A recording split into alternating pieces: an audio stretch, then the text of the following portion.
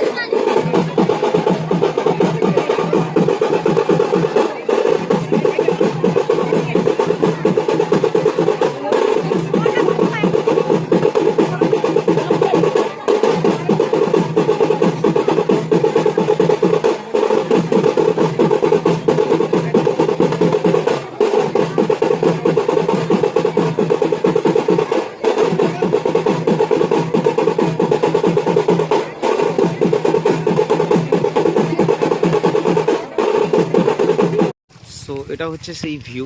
মন্দিরটা কিন্তু একটু টিলার উপরে অবস্থান করে, মানে এটা এখানে একটা টিলা আছে, মন্দিরের উপরে একটা ঢিবি আছে, মানে এটা অনেক দিনের ইতিহাস। তো তো অনেক দিনের একটা মাটির স্তূপ উঁচু হয়ে হয়ে তখন মন্দিরটা ছোট ছিল, এখন মন্দিরের আকর্ষণটা মানে মন্দিরের চিত্রটা ঠিক এরকম হয়েছে। আর দেখুন এখানে লেখাই আছে জলের নিচে মহেশ্বর, অর্থাৎ পুণ্যতীর্থ জলেশ্বর। এখানে যে ব্যাপারটা সেটা আমি একটু বলবো, তার আগে মন্দিরের চিত্রটা একটু দেখে নিই। আচ্ছা, এবার দেখাই এই পুকুর। এই হচ্ছে সেই পুকুর যেটা এখানেই কিন্তু মহেশ্বরকে 1 বছর জলের নিচে ডুবিয়ে দেওয়া হয়।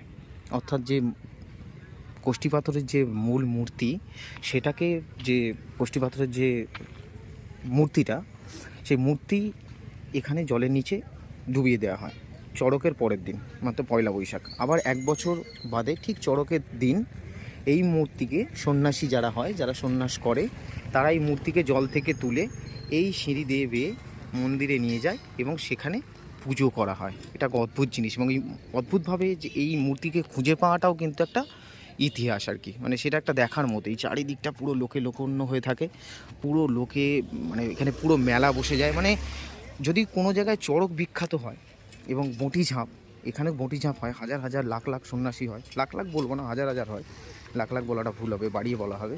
হাজার হাজার সন্ন্যাসী এখানে সন্ন্যাস গ্রহণ করে এবং তারা ওই 3 দিন যা রীতি রেওয়াজ আছে সেটা করে। এবং এখান থেকে যদি দেখি মন্দিরের চিত্রটা ঠিক এরকম, আর আমি যদি একটু ভিতরে যাই তাহলে চিত্রটা ঠিক এরকম,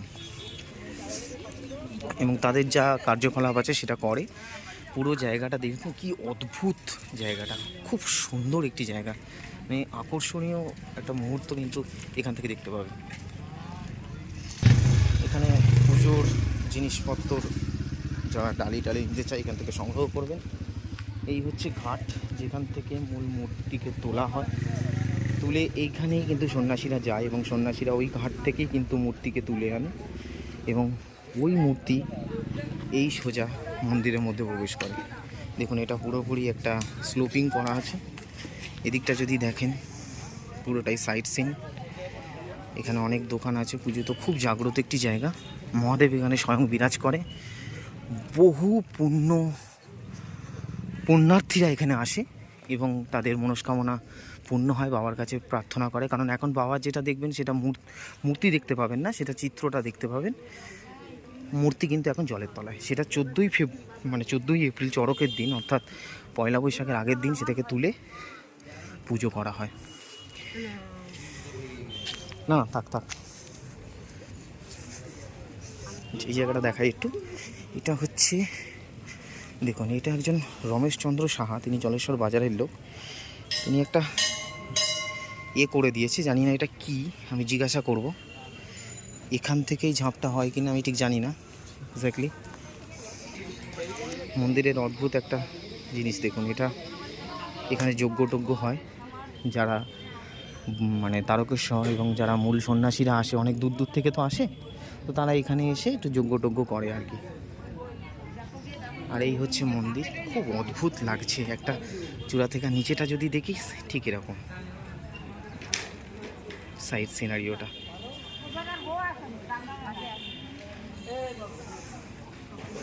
দেখুন এত দূর বাইক চালিয়ে এসে আমার বাইকটা ওখানে রয়েছে, ওই যে দেখা যাচ্ছে আমার বাইক। এই বাইক চালিয়ে এসে সার্থক এই জায়গার দর্শন করা, বাবার দর্শন করা। চলুন মূল মন্দিরে প্রবেশ করি, বাবার দর্শন করি, সঙ্গে থাকুন, আরও কিছু তথ্য দিচ্ছি। দেখুন এখানে সব যে যার মানত করার জন্য এখানে সব মানতের ঢিল বেঁধেছে, যারা মনস্কামনা পূর্ণের জন্য। এই ঢিল আবার খুলতে হয়, অর্থাৎ যাদের মনস্কামনা পূর্ণ হয় তারা এই ঢিল খুলে যায়। এবং বাবা এতটাই জাগ্রত, এখানে বাবা খালি হাতে কাউকেই পেরায় না।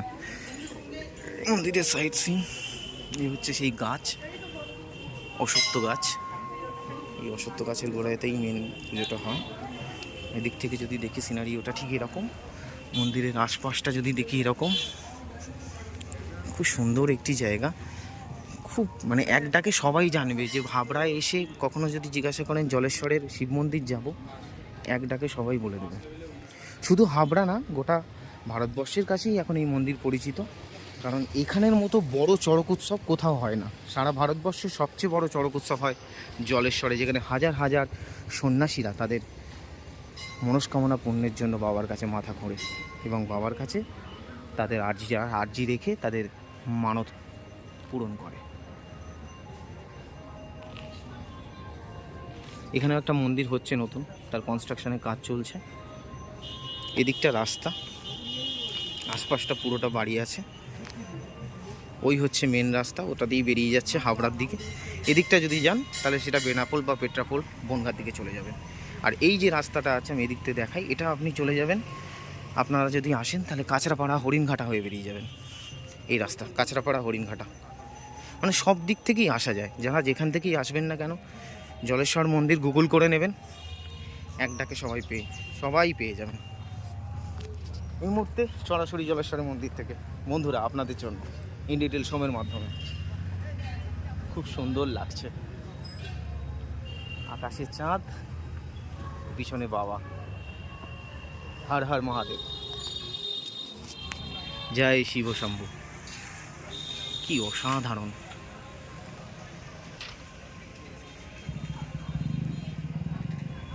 চলুন বাবাকে দর্শন করি।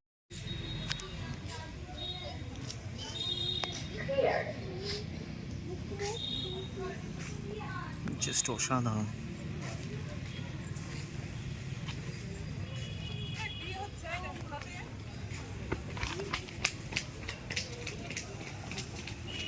অসাধারণ সিনারিও দেখুন, এত সুন্দর একটি মন্দির। জয় ভোলেনাথ, হর হর মহাদেব,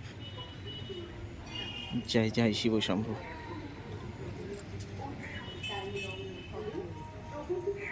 তো আমি সরাসরি রয়েছি জলেশ্বরের পূর্ণ মন্দির থেকে, যেখানের ইতিহাস তথা ভারতবর্ষের পরিচিত ইতিহাস।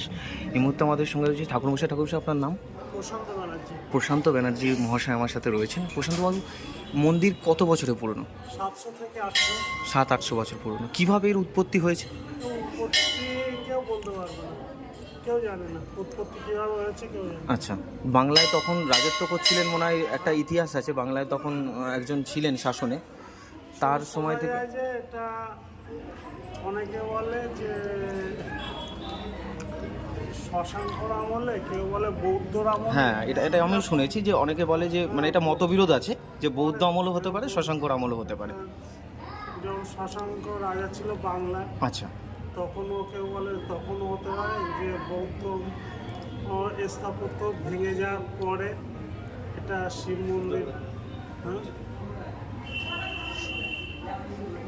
হ্যাঁ, যে এরকম দুটো মতবিরোধ আছে, একটা হচ্ছে বৌদ্ধ আমল বা শশাঙ্কর আমলে, প্রায় 700-800 বছরের পুরনো। এবার হচ্ছে আমাদের মূর্তি যে সারা বছর জলের নিচে থাকে, আর এই প্রথাটা কি প্রথম থেকেই হয়ে আসছে? যে আর অদ্ভুতভাবে মানে মূর্তিকে পাওয়াও যায় খুঁজে। আর এখন যেটা শিলাটা রয়েছে এটা সারা বছর পূজিত হয়। সারা বছর হুম, এবং চড়কের সময় যে সন্ন্যাসীর সংখ্যা প্রায় তো মানে বহু প্রান্তের বহু জায়গার মানুষজনের সমাগম হয়। 20-25 কত বছর আপনি এখানে রয়েছেন? 20 বছর আপনি সেবায়তে আছেন। আচ্ছা আচ্ছা, তাহলে শোনাই গেল। ঠাকুরমশাইকে অনেক অনেক ধন্যবাদ। উনি আমাদেরকে ইনফরমেশান দিলেন যে মন্দিরের ইতিকথা। উনি এইটা নিয়ে সবাই কাল্পনিক আছে, কিন্তু মন্দিরের মূল যেটা আছে যে মূর্তির অদ্ভুত এক বিকাশ এবং সেই সঙ্গে জাগ্রত মনোভাব। এই হচ্ছে এখন যে মূর্তিটা দেখছেন, এটা সারা বছর পূজিত হয়। আর মূল মূর্তি কিন্তু এখন জলের নিচে। জয় ভোলে বাবা, জয় ভোলে মহেশ্বর, হর হর মহাদেব, হর হর মহাদেব, জয় শিব শঙ্কর।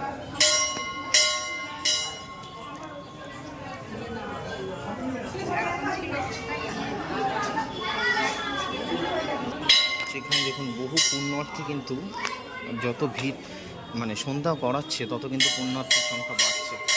বহু জায়গা থেকে বহু মানুষ, বহু পুণ্যার্থী কিন্তু আসছে পুজো দিতে মন্দিরে, অর্থাৎ তাদের মনস্কামনা নিয়ে। আর বাবা সকলের মনস্কামনা পূর্ণ করে।